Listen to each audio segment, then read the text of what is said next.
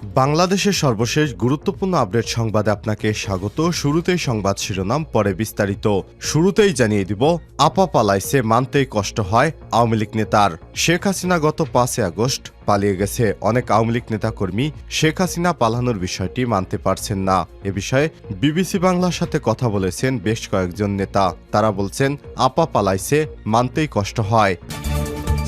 এরপর জানিয়ে দিব, বিডিআর বিদ্রোহে শেখ হাসিনার ভূমিকা কী ছিল, জানালেন সেনাপ্রধান জেনারেল মঈনুল আহমেদ।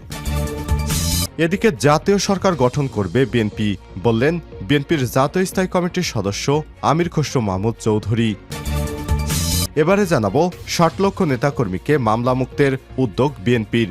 বিগত সরকারে আমলে বিএনপির নেতাকর্মীদেরকে যেভাবে নামে বেনামে গায়েবী মামলা দেওয়া হয়েছিল, সেই মামলাগুলো প্রত্যাহারের উদ্যোগ নিয়েছে বিএনপি।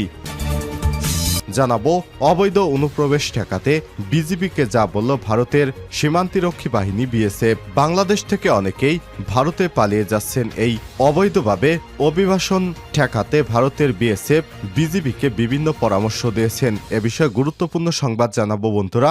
সম্পূর্ণ সংবাদটি জানতে ভিডিওটি না টেনে দেখতে থাকুন। এবং সর্বশেষ জানিয়ে দিব, শুল্ক কমানোর প্রভাব পড়েনি আলু পেঁয়াজের দামে। আগে 25% শুল্ক ছিল, সেটি কমে এখন 15% শুল্ক নির্ধারণ করা হয়েছে। এরপরও সিন্ডিকেটের প্রভাবে আলু এবং পেঁয়াজের দাম কমেনি। প্রিয় দর্শক, এতক্ষণ শুনছিলেন সংবাদ শিরোনাম, এবারে বিস্তারিত। তবে তার আগে বন্ধুরা, অনুরোধ থাকবে সংবাদটিতে একটি লাইক দিন। এই চ্যানেলে আপনি নতুন হয়ে থাকলে আমাদের সংবাদটি দেখতে দেখতে চ্যানেলটি সাবস্ক্রাইব করে রাখুন, যাতে করে বন্ধুরা আমাদের পরবর্তী লেটেস্ট আপডেট সংবাদগুলো সবার আগে আপনার কাছে পৌঁছে যায়। বেল বাটনে প্রেস করে দিন, কমেন্ট করে আপনার মূল্যবান জানিয়ে দিন। এবারে বিস্তারিত। আপা পালাইছে মানতেই কষ্ট হয়, বললেন আওয়ামী লীগ নেতা। গত 5 আগস্ট গণ আন্দোলনের মুখে পদত্যাগ করে ভারতে পালিয়ে যান আওয়ামী লীগ সভাপতি শেখ হাসিনা। শীর্ষ নেতারাও অনেকে দেশ ছেড়েছেন বলে ধারণা করা হচ্ছে। কেউ কেউ দেশ ছাড়ার চেষ্টাকালে গ্রেপ্তার হয়েছেন। প্রতিকূল এই পরিস্থিতিতেও শেখ হাসিনা দেশ ছেড়ে পালানোর মেনে নিতে পারছে না দলের বহু নেতা। বিবিসি বাংলা, ক্ষমতাচ্যুত হওয়ার বেশ কয়েকদিন আগে সামাজিক যোগাযোগ মাধ্যম সহ বিভিন্ন মহলে একটি গুঞ্জন শোনা গিয়েছিল যে প্রধানমন্ত্রী মন্ত্রিত্ব ছেড়ে শেখ হাসিনা পলায়ন করেছেন। তখন এর প্রতিক্রিয়া আওয়ামী লীগ সভাপতি বলেছেন যে শেখ হাসিনা পালায় না, শেখ হাসিনা পালিয়ে গেছে, শেখ হাসিনা পালায় নাই, শেখ হাসিনা চলে গেছে, শেখ হাসিনা পালায় না। গত 24শে জুলাই সংবাদ সম্মেলনে বলেন সাবেক প্রধানমন্ত্রী।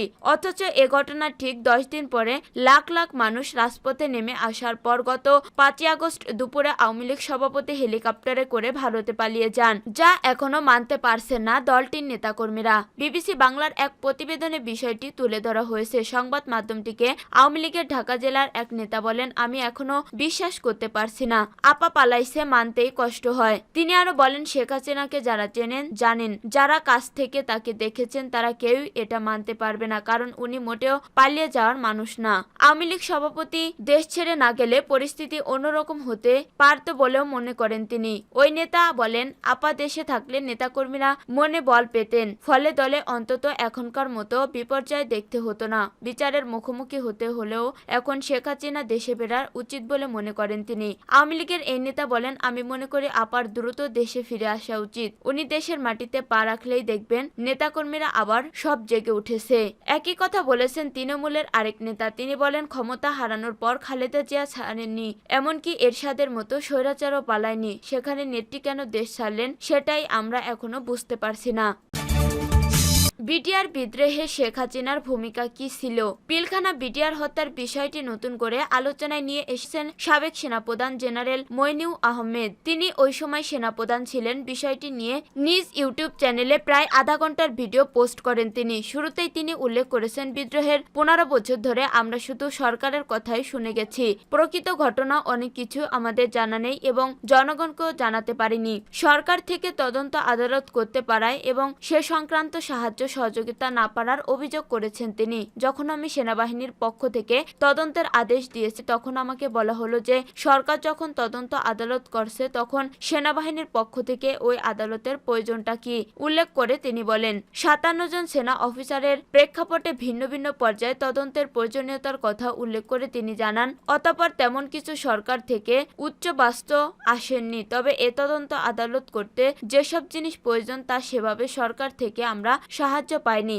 বর্তমান স্বরাষ্ট্র উপদেষ্টা জাহাঙ্গীর আলম চৌধুরী সেনাবাহিনী সে সময় তদন্ত কমিটির নেতৃত্ব দিয়েছিলেন। তিনি ওই সময় লেফটেন্যান্ট জেনারেল ছিলেন। জড়িতরা জেলে ছিলেন এবং তাদের সামনে আনা বা প্রশ্ন করা সম্ভব হয়নি বলে তদন্ত সঠিকভাবে সম্পন্ন করা যায়নি বলে উল্লেখ করেন মঈন আহমেদ। সেনাবাহিনীর তদন্ত চলাকালে জেনারেল জাহাঙ্গীর কয়েকবার আমার কাছে এসে বেশ কয়েকবার তার সমস্যার কথা তুলে ধরেন। এখন স্বরাষ্ট্র উপদেষ্টা হওয়া পুনরায় তদন্ত করে জড়িতদের বিষয়ে জাহাঙ্গীর আলম চৌধুরীকে তিনি অনুরোধ জানিয়েছেন। কি ঘটেছিল সেদিন আর কার কেমন ভূমিকা সেগুলো তুলে ধরেছেন তিনি। 25শে ফেব্রুয়ারি সকালে একটি গুরুত্বপূর্ণ মিটিংয়ে যাওয়ার প্রস্তুতি নিয়েছিলেন তিনি। সে সময় সিজিএস লেফটেন্যান্ট জেনারেল সিনহা তাকে এসে জানান কিছু 81 মিলিটারি মোটর আছে যা সেনাবাহিনী ব্যবহার করে না, যেগুলো গুদামজাত ও রক্ষণাবেক্ষণ কঠিন, তবে বিডিআর এগুলো ব্যবহার করে এবং সেগুলো তারা নিয়ে গেলে সুবিধা হবে।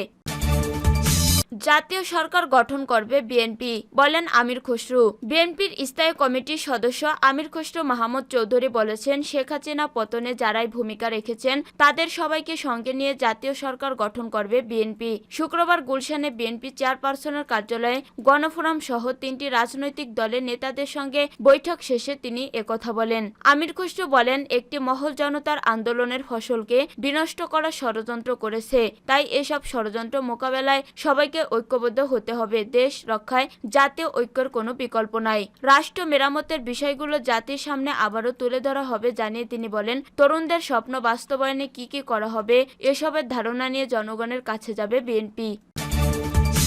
60 লাখ নেতাকর্মীকে মামলা মুক্তের উদ্যোগ বিএনপির। আওয়ামী শাসনামলে গত 16 বছরে 1.5 লাখের বেশি মামলায় 60 লাখের বেশি বিএনপির নেতাকর্মীকে আসামি করে মামলা করা ও জেলে ঢোকানো হয়েছে। এর মধ্যে বিএনপি চেয়ারপারসন খালেদা জিয়া, ভারপ্রাপ্ত চেয়ারম্যান তারেক রহমান সহ দলের কেন্দ্রীয় থেকে তৃণমূলের নেতাকর্মীরা রয়েছেন। এসব মামলা মিথ্যা, গায়েবী ও রাজনৈতিক উদ্দেশ্য প্রণোদিত।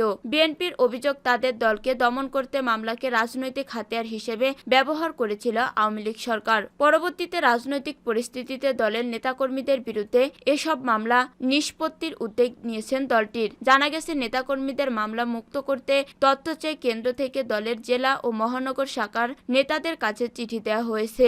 গত 2 সেপ্টেম্বর বিএনপির সিনিয়র যুগ্ম মহাসচিব রুহুল কবির রিজভীর স্বাক্ষরে এ চিঠি পাঠানো হয়। চিঠির সাথে মামলার বিবরণে একটি ছকও পাঠানো হয়েছে, যেখানে 5টি তথ্য চাওয়া হয়েছে।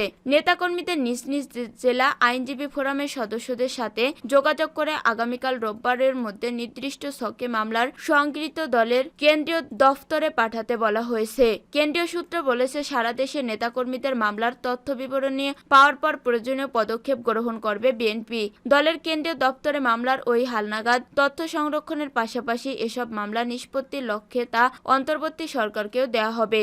বিএনপি মনে করে, দেশের ন্যায় প্রতিষ্ঠার জন্য নেতাকর্মীদের মিথ্যা মামলা প্রত্যাহার হওয়া প্রয়োজন। বিএনপির সহদপ্তর সম্পাদক তাইফুল ইসলাম টিপু বলেন, 2014 সাল থেকে 2024 সালের মাঝামাঝি পর্যন্ত বিএনপি ও অঙ্গ সহযোগী সংগঠনের নেতাকর্মীদের বিরুদ্ধে পাইকারি হারে মামলা দেয়া হয়েছিল। এসব মামলার হালনাগাদ তথ্য সংগ্রহে গত 2 সেপ্টেম্বর দলের কেন্দ্রীয় দফতর থেকে জেলা ও মহানগর শাখা চিঠি দেওয়া হয়েছে। সারা দেশের নেতাকর্মীদের মামলার সর্বশেষ তথ্য সংগ্রহের পর দল পরবর্তী করণীয় নির্ধারণ করবে। এ প্রসঙ্গে দলের যুগ্ম মহাসচিব সৈয়দ ইমরান সালেহ প্রিন্স বলেন, গত 16 থেকে 17 বছরে সারা দেশে বিএনপির লাখ লাখ নেতাকর্মীর বিরুদ্ধে মিথ্যা, গায়েবী ও রাজনৈতিক উদ্দেশ্য প্রণোদিত মামলা দেওয়া হয়েছে। দলের কাছে এর হালনাগাদ তথ্য থাকা দরকার। মিথ্যা মামলা প্রত্যাহারের জন্য সেটা সরকারকে দেওয়া হবে। দেশের ন্যায় প্রতিষ্ঠার জন্য এটা প্রয়োজন।